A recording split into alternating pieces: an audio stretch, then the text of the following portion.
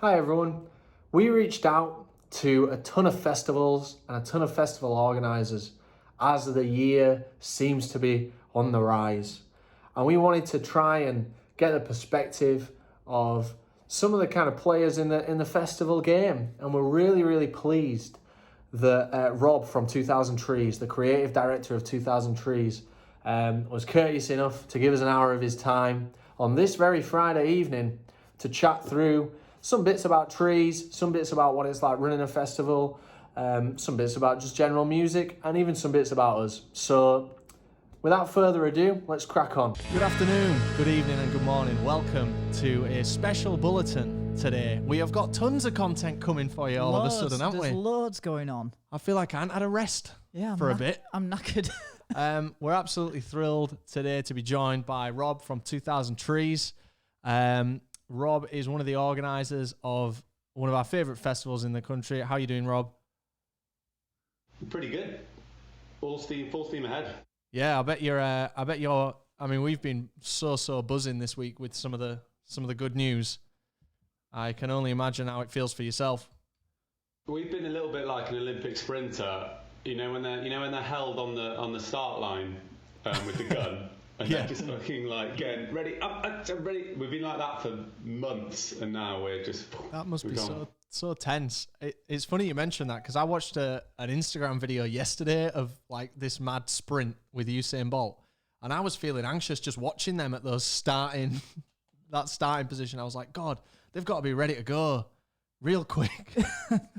So it's just the same as, I don't think it's any worse for us than it is for every other person in the world and in the country that is just waiting for a bit of certainty. So it's like we're waiting like everyone else is. So, I don't think owning your own music festival is the worst place you can be in, but it's been a bit frustrating. It seems to have just gone on and on and on and on.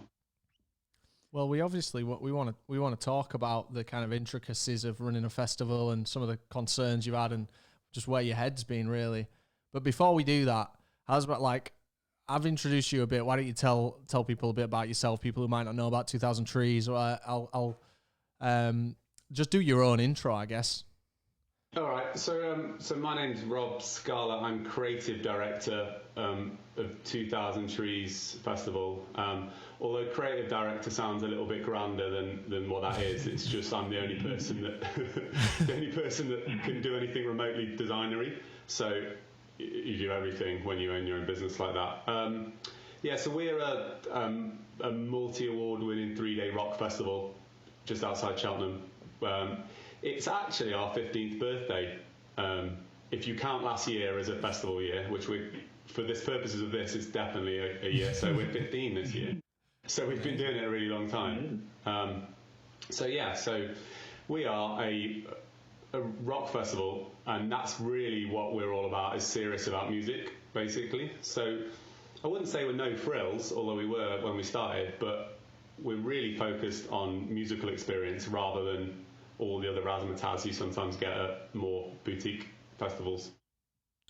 Yeah, I think after years of attending the festival now, it really does shine through. That it is all about the music and all about the giving bands a platform as well. It's as I say, it's one of our favourite festivals. So, not that this is biased or anything like. Well, it's really nice that you say that. I think I know why you like it. Okay, and Truck coined this phrase called Bumpability, which was about recognizing strangers. If you're in a small enough festival, you start to bump into people, and obviously you guys are local celebrities, but you start to recognize people, and it makes you feel like you're part of something bigger than you are, and it makes you tends to make you behave a little bit better to your neighbours than you would do at Reading and Leeds, which we've been to. We went to Reading Festival for a decade before we set Trees up, and bit like us. Yeah. We loved Reading when we were younger, but as we got as our sort of needs changed a little bit, from a festival. We didn't think they really gave a shit about us that much, and we wanted to basically make something that we still had the great music, but we also cared about sort of the little incidental things about life, like queuing and toilets and all the stuff that don't seem that sexy, but they make, when you combine them all together, they do make a really, really good festival experience. Yeah, like the first thing that comes to mind when you say stuff like that is like the food vendors. Like the food vendors you guys have, like they're not even just good for like festival food. They're good in general. They're just generally really good. Like if there was a restaurant down the road that did like some of that, there's a pizza place you guys have. I can't remember what it's called. But yeah, and if that was on delivery, I'd order it like at least once a week, like outside of a festival. So you really kind of set the bar with that. And I guess that's kind of those guys are brilliant. Yeah, man. Well, do you know what? That's not a difficult part of running a festival. There's millions of brilliant food traders. I have no idea why the bigger festivals don't engage with those people. Maybe no idea. Maybe money, probably. Yeah, that's what it'll be, isn't it? It'll come down to money, and there'll be bigger, places. Like there'll be like a monopoly on it almost. And I imagine a lot of those food vans will all just be the same company behind the scenes. Yeah, absolutely, and they'll have enough money, I would imagine, to the pitch fees at Glasgow, for instance, will be astronomical. And there'll be flat pitch fees. It's like 20 grand. There you go. It's probably more than that. I don't know what it is, but it'll be like that upfront sort of thing. Whereas the little food traders that are sort of experimental can't risk that amount. So our fees aren't nearly that much. Rob, you might want to edit this bit out. Rob, can I just check it? Are you recording at your end? Did you say? Yeah, I am recording at my end. Yeah. Can you do us a favour? We're just getting a bit like feedback, just back through our end as well. Could you just turn down have you got speakers there a little bit? Is that all right? Yeah. All right. Yeah. Cheers, mate. Is that any better? Perfect. I think that's much better. Yeah. Can you hear us okay, Rob? Conscious that... Yeah, absolutely. No problem. Cool. Thanks so much, mate. So, like, with all the announcements that have been coming out, like, how confident are you in this year then? How confident are you that this year is going to go ahead? Very. Buzzing. Really confident. You saying that gives me more confidence. Well, guys, I don't think you can approach it in any other way. It's not a tentative business. You can go ahead. It's a little bit like the music. You really just got to go for it and commit. And that's what we're doing. And we're currently basically full steam ahead. I've said it already. That's what we're doing. I don't think we can approach it anyway. We don't have a crystal ball about what the government's going to do or what the pandemic's going to do, because there are so many caveats with every, with life now. This time last year, a little bit, start of February, I was in a big festival group, AIF, a meeting, and I was like, no, that's not going to happen. Mad, no way. What a ridiculous thing to say. Of course, no one's going to shut the country down. They're not going to shut the schools. That's ridiculous. And now it's like, I don't believe anything ever now. But you've got to bring the positivity. Otherwise, we'll all just lock ourselves in our houses and never go out again. Yeah, man. It's like something I've been seeing a lot of, and you'll have seen, no doubt, on your social stuff, is... for every two people that are buzzing and excited about like this good news, there's someone else who's just miserable and just bringing the tone down. Like, we've had tons of posts in like our Facebook group about like Reading and Leeds, and everyone's buzzing and we're buzzing. And then there'll be someone like, oh, well, this is all pointless. But you've got to kind of look at it from that angle of it is going ahead. We're on this roadmap. Well, it just boils down to what sort of person you are, whether your glass is half full or glass is half empty. No one really knows exactly what's going to happen in the next month, let alone the next 6 months. But we prefer to live our lives on the positive side whilst trying not to be deluded. Yeah. And that's what's happened now with the government announcement. Is they're going, here is some reasons to be positive, and rather than getting sort of depressed about the potential of it not working, we're excited about the potential of it actually happening. And it feels a really, really long time since I've been drunk in a field, hugging strangers. Tell me about it. Yeah. Mad. So like you mentioned in February last year, you were like, I mean, we were in Milan this time last year. Yeah, which is literally. then The revealed to be a epicenter. COVID hotspot. But we were all we knew about the COVID virus, but we didn't really think that the country was going to shut down, as you've just mentioned. The time when it really kind of hit home to me that like the whole year might be a write-off last year was when Glastonbury got cancelled. I think they were the first to pull. I think they were the first festival to be like, we're not going ahead. And I think Download was the next one on my radar.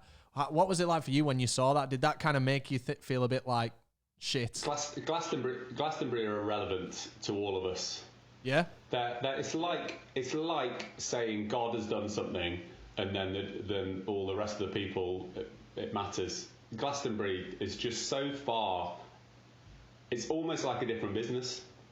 It's not a music festival because it's so big. Yeah, because it's so big, and we've never been. Someone told me I've never been. I can't pay to go to festivals anymore. I have my own, so it's like I put all my love into that. And unless someone lets me go to their festival for free, I don't go anymore. They got 25,000 people billed Glastonbury. 25,000. That's almost twice the size of Trees. What do you mean like on the lineup? No, on who actually set it up, like contractors. Yeah, like literally like contractors on the site who actually build the I thought you meant the build, stages like and everything. Yeah. So the logistics for that. That's why I say they're irrelevant to us. We open on the 7th of July, and we get there. I will arrive on Friday morning the 2nd. So 6 days, there's nothing there at all. It just goes up and down in 3. Yeah. So, I would like good at it. No. Yeah, I'd like to think that you're getting pretty good at it, so that every year it just gets better and better, hopefully. Although this year, I imagine might take you a bit to get into the swing of things again. What, in terms of putting the stuff up and building it? No, it'll be like halfway through the build, we were going, why did we do that again? Oh, shit, we've made the same mistake. We did that 3 years ago, and we said we'd never do it again. We'd forgotten. Have I just made this up, or is there like a behind-the-scenes video somewhere that I've seen of you guys building a 2000 trees? There are on our YouTube channel. There are some bits and pieces from quite a few years ago. There's a couple of documentaries. So there's a documentary from 5 years ago, which is quite good. And there's one from 10 years ago, which is an hour long, full of really terrible, irrelevant video, but it's quite grassroots. What we specialise in. To be honest, I enjoy you guys won't tell anyone, will you? But I enjoy the setup more than the festival itself. Really? You're just hanging out in the field with your mates, mate, drinking beers and. I know it's different. Stuff. I know it's different because I guess you're kind of setting up your own baby in a sense. Like it's. But for me, when we arrive at say Leeds Fest and we have to set up a camp. God, I'm just counting down don't even speak to me when I'm doing that. Yeah. It's like we just have to do this. I hate it. Yeah. Oh.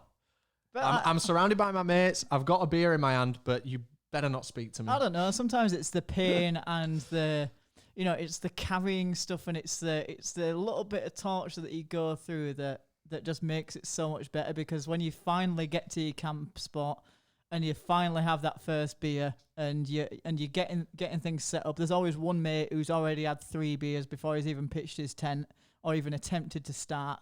That just drives it home. Like, okay, I'm at a festival now. Like, I'm not about that. The thing is, right?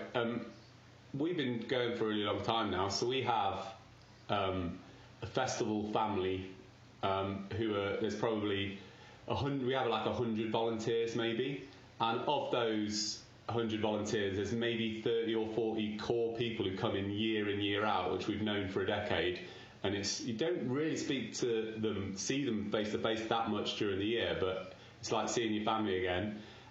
We work all day, and everyone knows what their job is. So you're going to go, "Hi James, right, great. We're going to do we're going to put that fencing up again. Great, off you go. See you later." And then in the evening, we all get back together and we have barbecue and beers. And it's not like owners in the porta cabin being serious. It's everyone just hanging out, drinking, playing beer pong.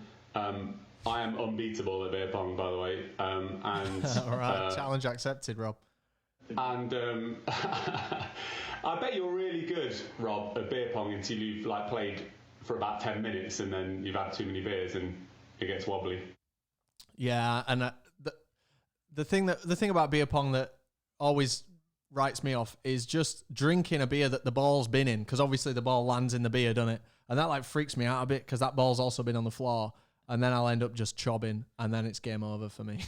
Do you know what? I've just realised that if it happens, that we probably shouldn't play beer pong in a post-COVID, because that is sharing quite a lot of saliva, isn't it? Good idea, Rob. This is why we have these conversations so we can all grow and learn. Well, anyway, we've got a volleyball court. We play volleyball, but like with no rules, volleyball. The best kind. It's fun. It's just hanging out. It's hanging out in a. So when we first did it, it was just the 6 organisers, right, and maybe like 2, like some wives or girlfriends, and we had 1 quad bike, and we used to just tazz around. We used to get drunk and drive around the field, and it was brilliant. And we kind of do that again, but it's a slightly more serious and slightly less drunk driving than we used to do. But as in, we don't not get drunk; we just don't drive anymore. But that's the driving is the driving's the bit that you don't do. The drinking is fine. Yeah, because that's what it's. So what we made in the setup is what we like about going to festivals, and I think that's what you guys are showing people on your channel, is that half of a festival is hanging out with your mates at your tent. I'd say much more, really. Yeah, man. Absolutely. Like, this is another thing. Like, a lot of people are saying about like lineups this year, and we've all got an opinion on every lineup, you know. But people saying, "Oh, the lineup's shit for this festival." Like, who cares, man? We've all been locked down for a year. Who cares who's on the bill?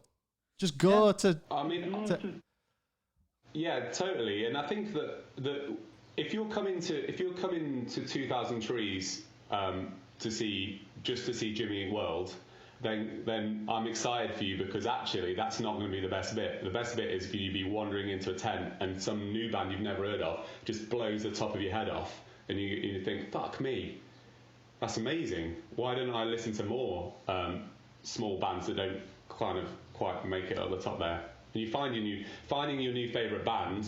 That's kind of half the point. It's like the ultimate gift, that, innit, that you can give people. Music is such a, like, if you can introduce someone to a new band that they love, that's so satisfying to do. And I guess you've done that on a pretty grand scale. Well, there was a time when I used to, I'd spend weeks getting into an album, and now I'm just hunting for something that blows my head off immediately. So yeah, I'm really picky now. So I listen to loads and loads and loads of music, but I'm just really waiting for the next thing that's exciting. Yeah, especially with the past year, I've seen like a decline in bands, quite rightly putting out new music. I guess it's everyone's holding off. Yeah, until they can tour and support the projects, I guess.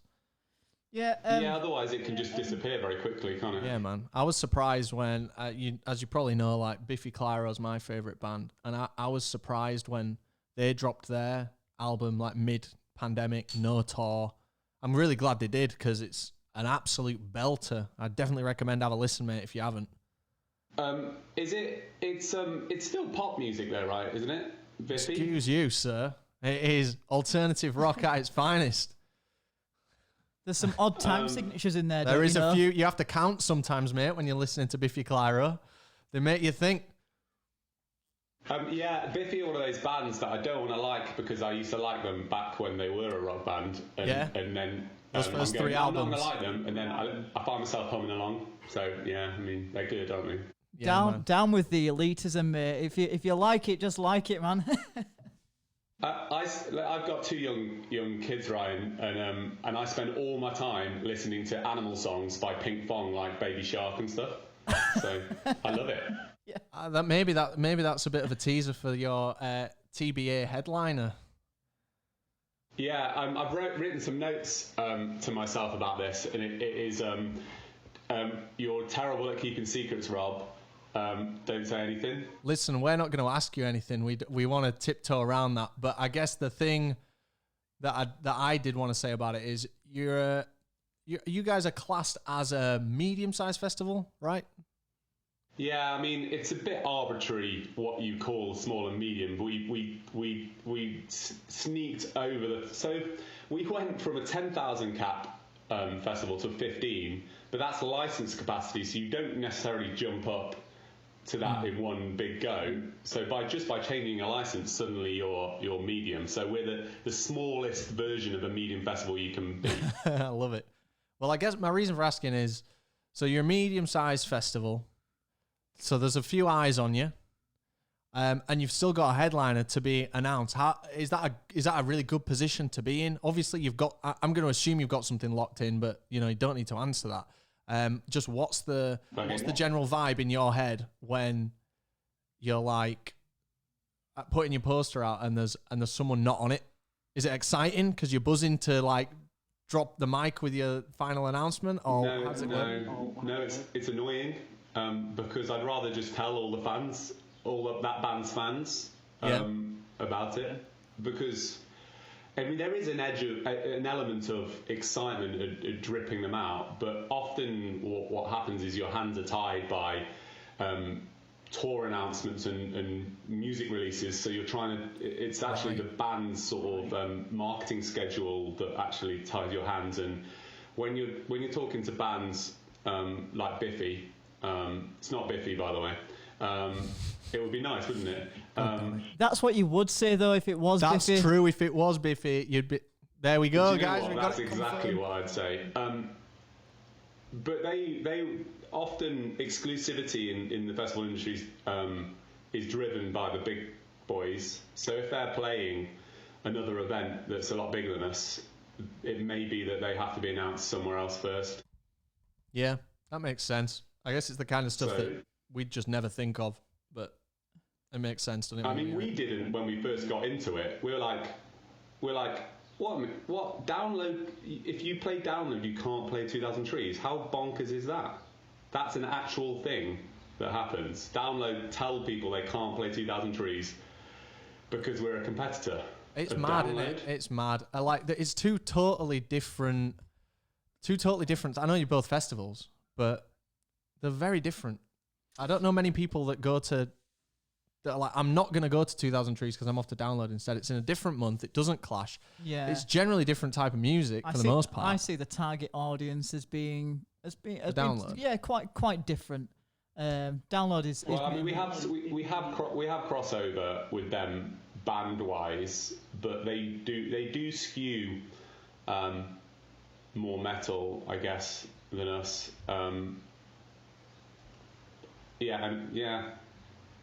That's annoying. I just don't see why they think they do see us as competitors. They see that there's 12,500, 15,000 people that might not go to Download if they come to Trees. I mean, we've been asked before directly. Stop talking about 2000 Trees being really good. By not necessarily by download. No, not by download. By what's the right term for that kind of company? By like not a marketing company. PR company. By like PR companies. Stop saying 2000 trees is great. It was kind of an off-the-cuff comment. I mean, it was like yeah, a but bit it's come up twice, and it's like, well, we'll stop saying that when 2000 trees stops being great. Yeah. Do you know what I mean? Fuck me. Yeah, or maybe you should just say to them, well, why don't you make your festival better? Yeah. Then we'll like it. Well, like you say, the great thing about trees is the detail, and I think that's what makes it just so much. I don't want to say better, but it is just different, and it's a different kind of vibe, and it's just always. That is the thing. It's different. It's not. I don't think that it's better than Reading and Leeds. I just think it's a totally different experience. Yeah, I don't compare the two. Yeah, I wouldn't say, oh no, I'm not going to this festival because I'm going to this one. I'd just say, why wouldn't you experience both? In the same way, I wouldn't say like Reading and Leeds is better than Trees. It's two. Trees is way too different. They have different reasons to enjoy them. We're small, so you're never going to get AC/DC. If AC/DC is what you want, so they're not the headliner then to you be. can't go to a big one. They're not the to be confirmed headliner then. It's just Angus on his own. He's doing a new solo record. That would be great. And actually, we could like you could sell out your event a small event really quickly if you threw big money at someone huge. But we're a little bit wary of building a model where there's no loyalty, and you're getting, how many AC/DC fans are there? You'd think you'd sell out a 15 cap festival pretty quick if it's all AC/DC fans. And what would that? I mean, this is a ridiculous. It's then an scenario. AC/DC concert, isn't it? But what would you do? What would that do to the festival? What would they be there the rest of the 2 days? Maybe, but would it be the same? I don't know. I don't think it would. And that's that's a ridiculous scenario. But that filters down to other bands, and trying to make sure that you pitch it right. So you're creating the audience that makes your experience good as well. Mm-hmm. You speak to strangers and they're there for the right reasons. Yeah, that's how we think about it anyway. Do you actually spend any time personally going around the campsite and actually speaking to anyone? No, I don't. Only because I really don't like talking to strangers. It's not the conversation. It's the potential for me to say, "Don't you know who I am?" Would be horrible. Yeah, I get that. So we have a survey. We have other people going around, but I don't go around. I do actually walk around all the campsite to see what's going on, and to see whether it seems like it's a bit over busy or it seems like there's plenty of space, or I don't know whether there's happy people or not. Yeah, that's cool. What's it like? I guess kind of the one of the big things we wanted to talk about was the pandemic, which means we're immediately demonetized on this piece of content thanks to the YouTube algorithm. But you're running a festival. There's a lot of ambiguity, not just to whether it can go ahead, but as to how it can go ahead. Is there still going to be social restrictions? Is there going to be this, that, and the other? What are some of the concerns and some of the challenges that come up when there's such a level of ambiguity still? Like, I know you're going full steam ahead, but you've also got to be agile and ready to change this, that, and the other. Would you make significant changes to it rather than pull a festival altogether? Where's your head at with that? So the big worry is if festivals can't go. I mean, we talk festivals in general because we're part of big festival groups and the Independent Association of Festivals, and it's the same for everyone. That if there are imposed restrictions by government, like testing and vaccine passports and things like that, is is who foots the bill for the administration of that, and how do you organise that? That's a big unknown. But the way that the government they're not playing it that way at the moment at all. They seem to be playing it the way that on the 21st of June, it's all bets are off. It's all go, isn't it? So that is. So that's what, and we'll find out. They've really helpfully decided that they'll only tell us for definite on the 14th of June. So the main concern would be that two concerns is that the government changed their mind on the roadmap, which they've got they've done it before, like at Christmas. And that there will be some kind of imposed restrictions, but I don't think that's going to happen because the AAF are really involved with the DCMS, which is the Department for Culture, Media and Sport, who are the ones that are advocating to central government. We're really embedded now after the last year of telling us what the problems would be to us. So what's really going to be really interesting on the 3rd of March is that the Chancellor's got the new budget and whether they're going to do something specific for events like there's been big talk about a government insurance scheme. So basically the government will not bankroll you, but basically have an insurance-based scheme whereby if they change their minds the day before your festival, that's cool. That it won't just implode your business. Let's see. How many days is it? It's only 4 or 5 days to maybe a week till less than a week, 6 days till the budget comes out. So let's see whether it's full of presents or full of pain. I'm not convinced what it will be yet. Well, you guys have been, like, everyone's hoping it's full of presents, of course. But you guys have kind of been stung before, haven't you? Because there was that fund last year that festivals and culture, what was it, that culturally significant grant or something? The Cultural Recovery Fund, which was 1.5 billion to the arts and events, and we applied for it and got denied,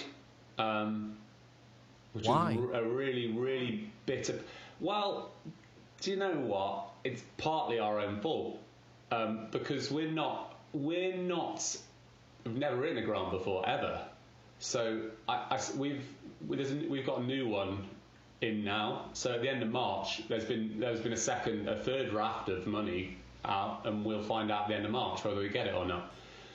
We actually employed a professional grant writer in the end to go, what was wrong? We thought our first application was good.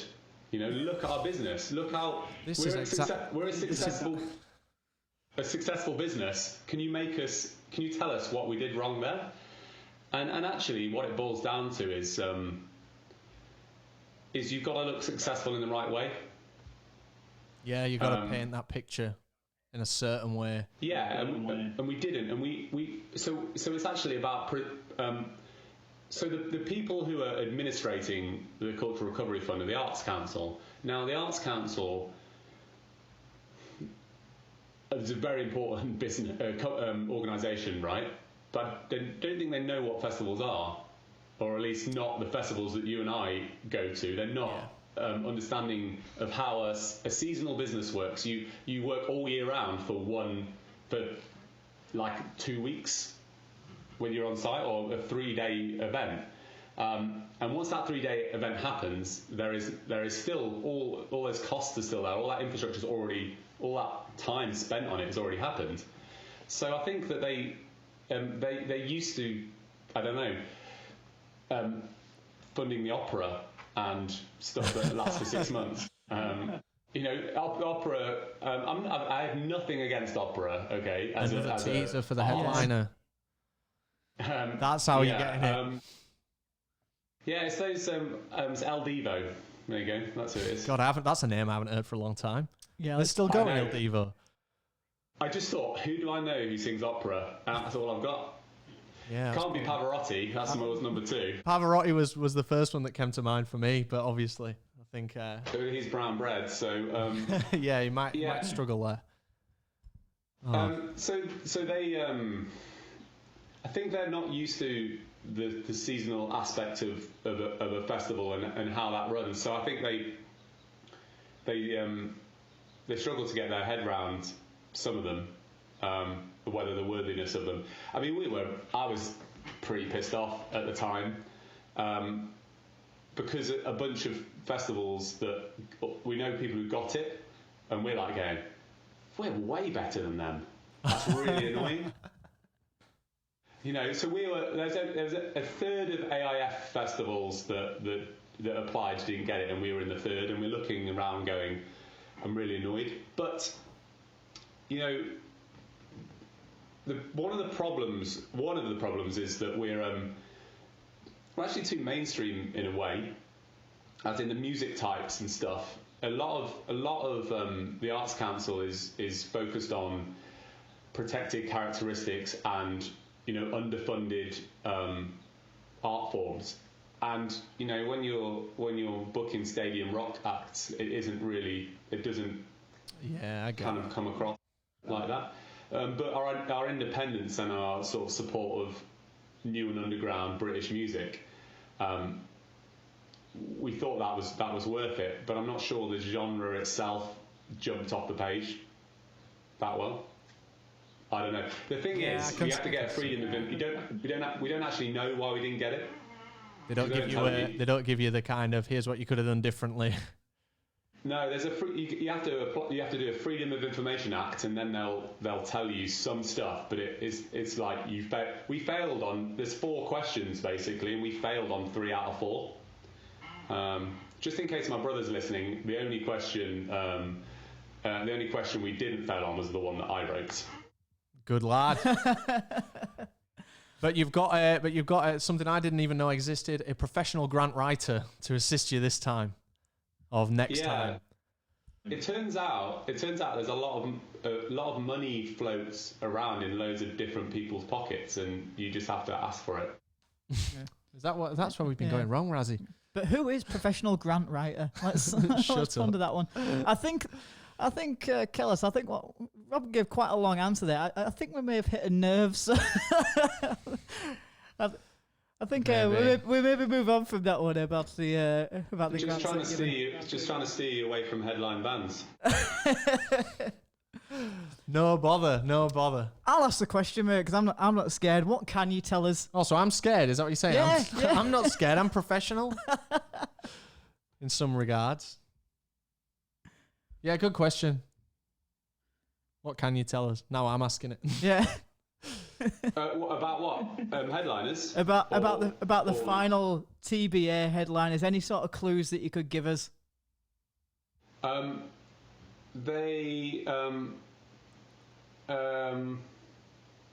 to think of a clever answer, I couldn't. Did you announce 3 for the festival that didn't happen, or was that you had AFI, right?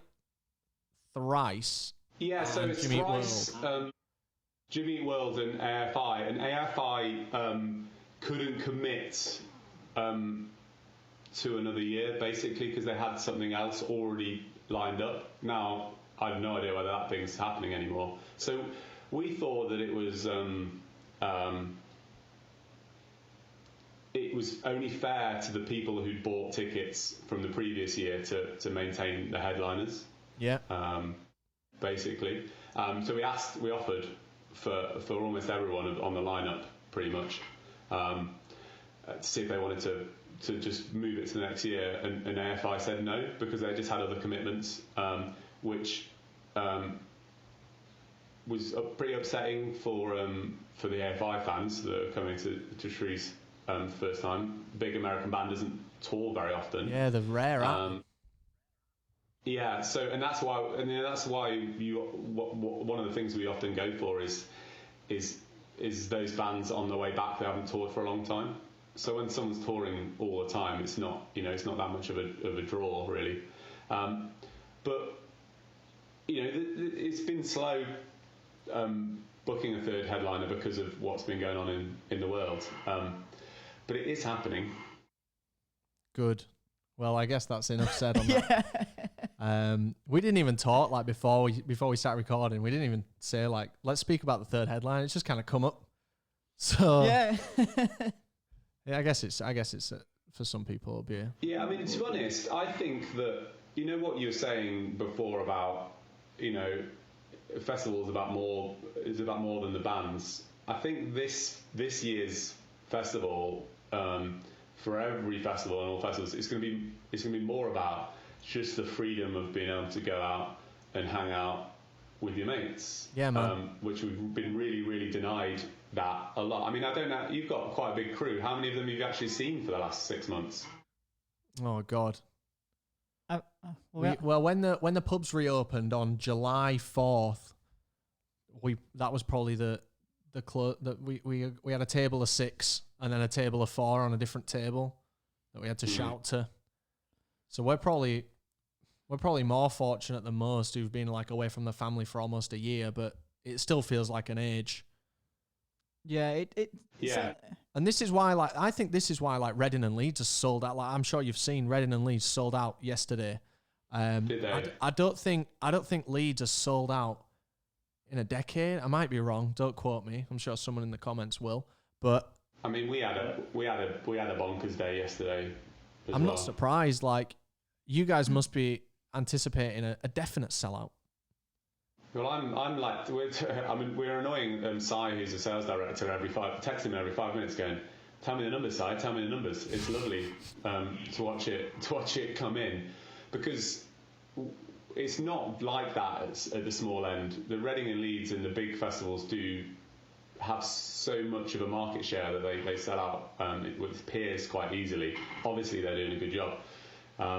It's harder down the food chain a bit. Quite competitive at our end. So we got a lot of really, really loyal people who commit really, really early, and then it's just a process of dripping. But I think people are going to go absolutely bonkers. Not just sell out, but when they get there, they're going to be throwing all of their energy in the streets, drinking and getting up and staying up all night, never going to sleep, and breaking yourself. And never take anything for granted again is my biggest lesson I've learned throughout this. I feel like Trees this year is just going to be almost non-stop. People have bottled up that energy for the past year or so, and I feel like Trees this year, especially with it being one of the earlier festivals as well. When is it, Rob? I always get my dates mixed up. When is Trees? So it's July? the 7th to June? the 10th, basically. 7th of July. Cool. Almost a year since the pubs reopened that first time. Yeah. So Anniversary. So I always find when I get to Upcote Farm at 2000 Trees, that it's almost like I have a little knot that unloosens inside me that I never even knew I had there. So it's just such an ace place. It's mad, so isn't all it? the other shit. So when you start building, you know, all the this is why I like building it so much, because all the prep for it. Can't do any more prep anymore. You're doing stuff now. You stop thinking about it anymore. No more thinking, just doing. The mission and there's has something started. really pure about that. Yeah, I get that. Why thinking about like getting to Upcote Farm and stuff, and I'm thinking about like when we arrive and that journey. It's kind of reminded me like your festival starts on the Thursday, right? It's like it's not over the full weekend, if memory serves. Why? Yeah, you can actually come on a Wednesday now, Rob. Because you've got the early bird now. Yeah. So Wednesday, Yeah, well, Thursday, Friday, Saturday. Yeah, well, we always hated going to work on a Monday after Reading. Used to hate it, absolutely. So we used to. No, wait a minute. We didn't go. We used to go. We had to take Monday off. Yeah, that's what we do. And then that's what we do. And we just decided. I don't know if it really makes any sense. We decided it's more fun to take a day off at the start rather than at the end. So you basically have, and then you're back at work on Monday. Fundamentally, it actually makes no difference. But that's the reason. Because that was my question, really. Why is that the case? But then that's the reason. So we were basically Friday, Saturday, and then go home Sunday. And we just thought that everyone likes taking the day off on Friday. It's more fun than taking the day off on Monday. Well, you're taking it off for a fun reason, aren't you? You're not taking it off to be hungover or to travel, to drive back. You're taking it off to go to a fest. That's a good point. I've never ever. I've thought about it, and I've never thought. I thought it must have been like a land thing, like whoever owns that land doesn't want you there on a Sunday or something. But I think that does actually make sense. It's just historical. Every now and again, we just go, should we just make it like a normal weekend? Because some of the people who actually have proper jobs, like teachers, who can't take days, they can't just take days off, because we overlap stupidly just with the end of school. So teachers are always going, oh, for fuck's sake, can't get there. You can't take the last day of term off. Yeah, you can try, but... But then we just go, oh, we can't be bothered. We'll just leave it as it is.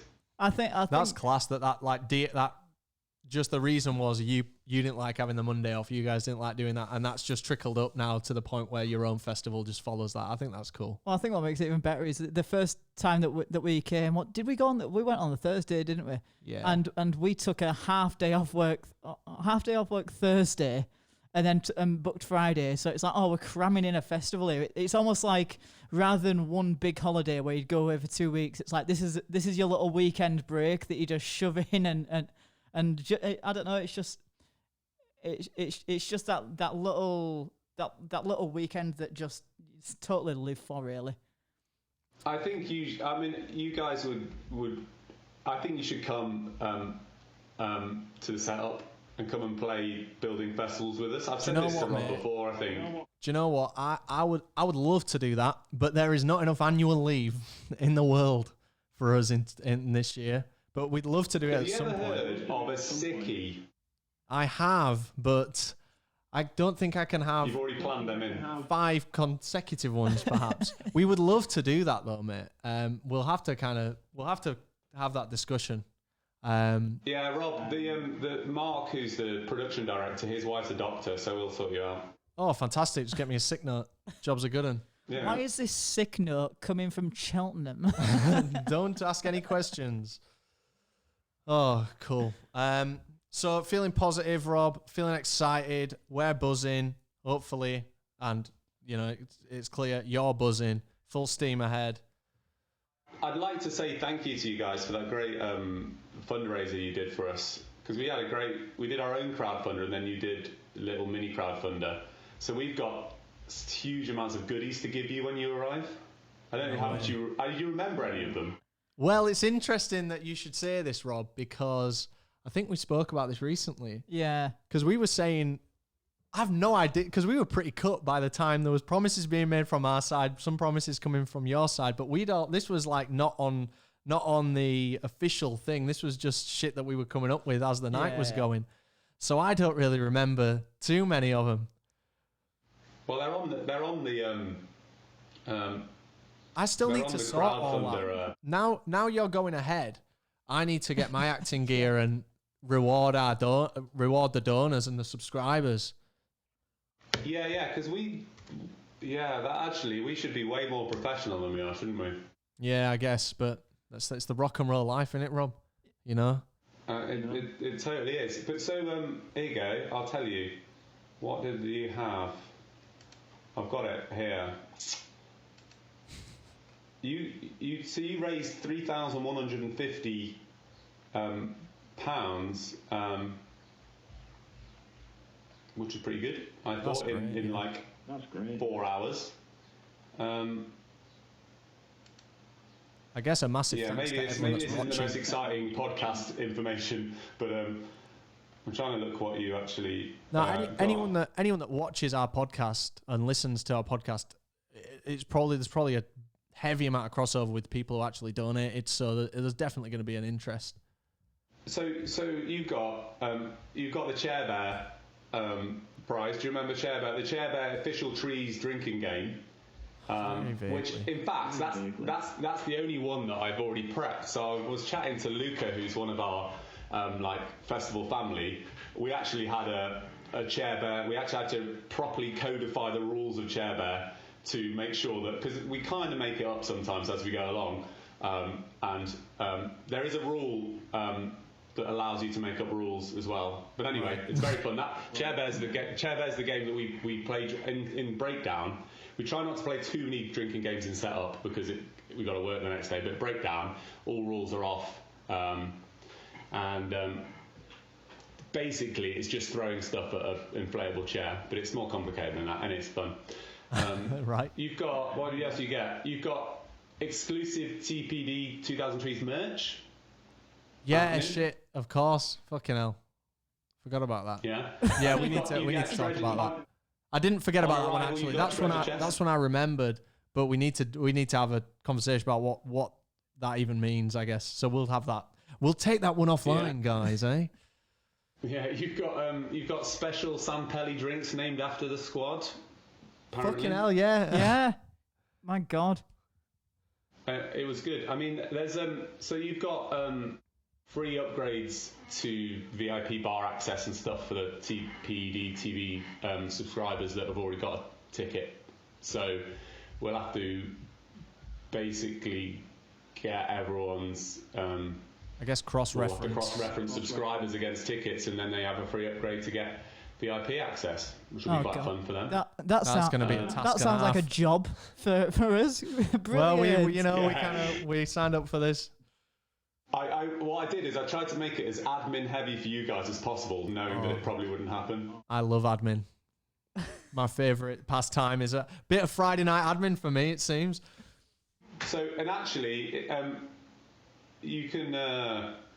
There's. Oh no, we didn't get to the part where we do a tour bus, a Leeds tour bus from. Tour bus from Leeds to 2000trees. No, disappointing. However, you did get stage sponsor. Yeah, that's the one we're most excited about, to be honest. Just because it's cool. Do you know what I mean? It's not like when you see sponsors like, I don't know, like say like Strongbow sponsors Pepsi players, Max. like that's obviously for exposure. But we're not thinking like it's not an exposure thing for us as more of just an accomplishment. Do you know what I mean? So what I was thinking was that because you're such special people, and we haven't sold the main stage sponsorship, that you should probably be main stage sponsors. Well, how do you feel about that? Do you know what, mate? That would be funny. That'd probably be my best Instagram post ever. Yeah. Fucking hell, that would be mad, wouldn't it? That would be mental. So there's that. If you look at pictures of the main stage, there's that kind of little banner across the top of the. Yeah.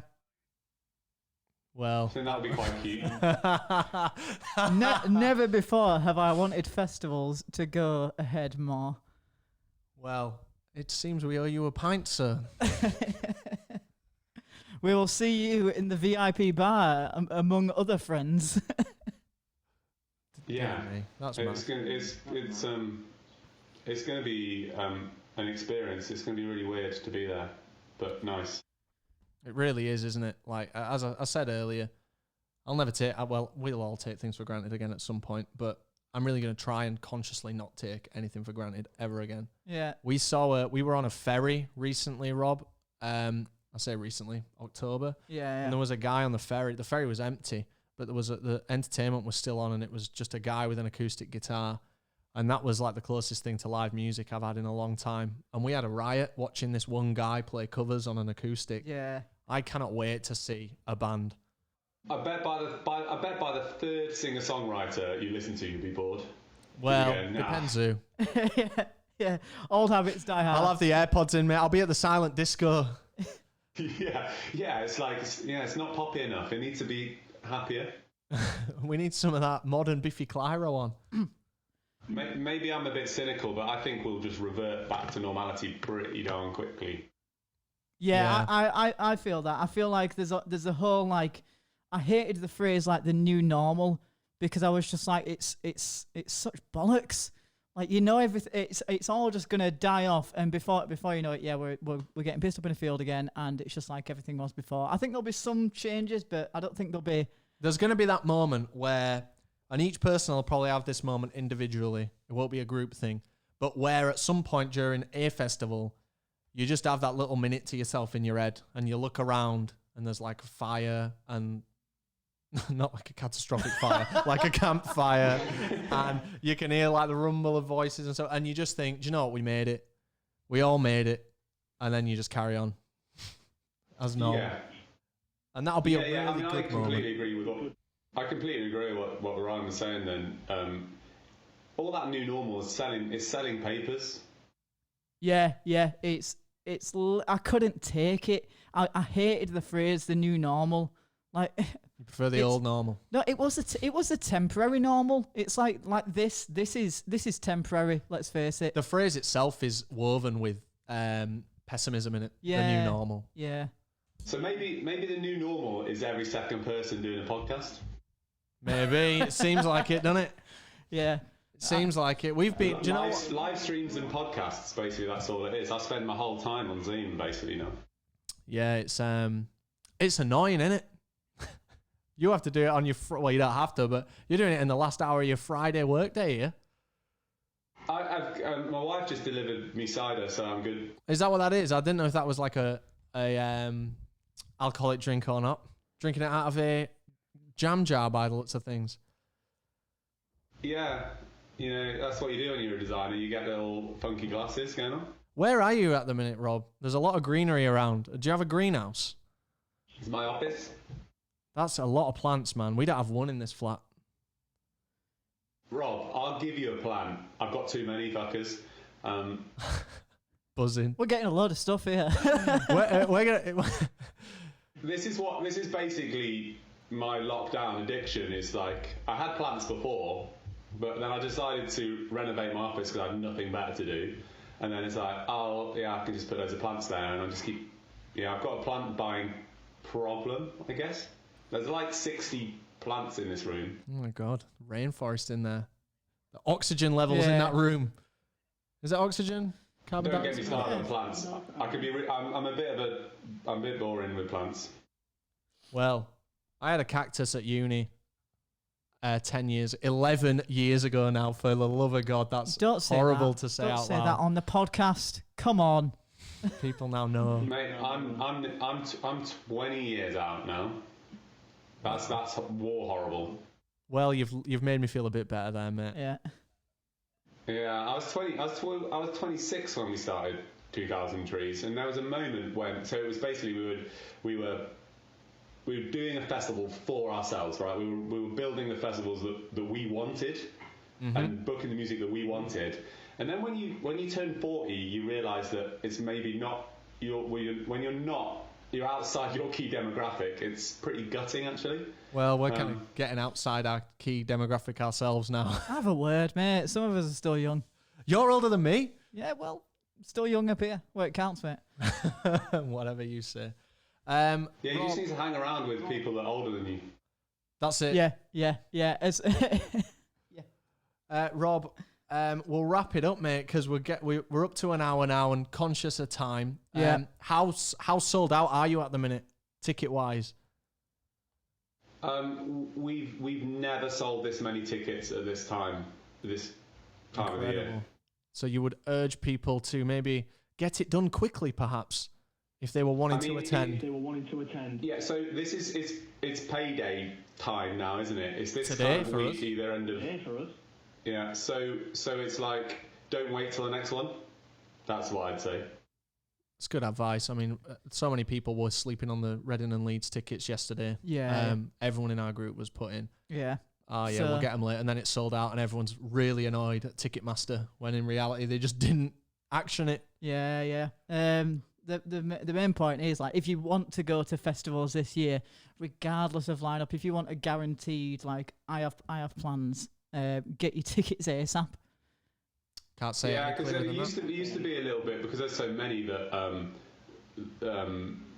the people just wait till the last minute because there's so much competition. But I just think it's not going to be that this year because it's the first half of the. Who's normally first? Like Slam Dunk normally first in May Slam or Dunk, something yeah, like end that. of May. And they're now to September. But all those you're missing that. So Trees will be pretty much the first festival you can go to.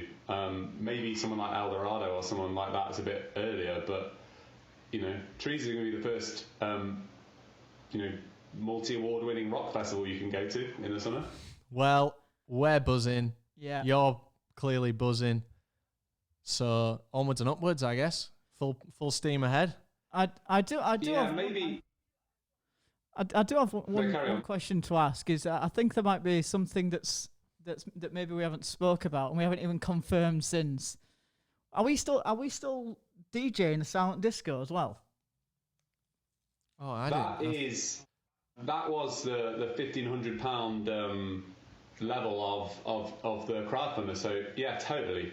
Okay, cool. I'd totally even forgotten about that. So I guess we'll crack on with Well, I need a to know. playlist. I need to know these things, mate. Come on. Yeah.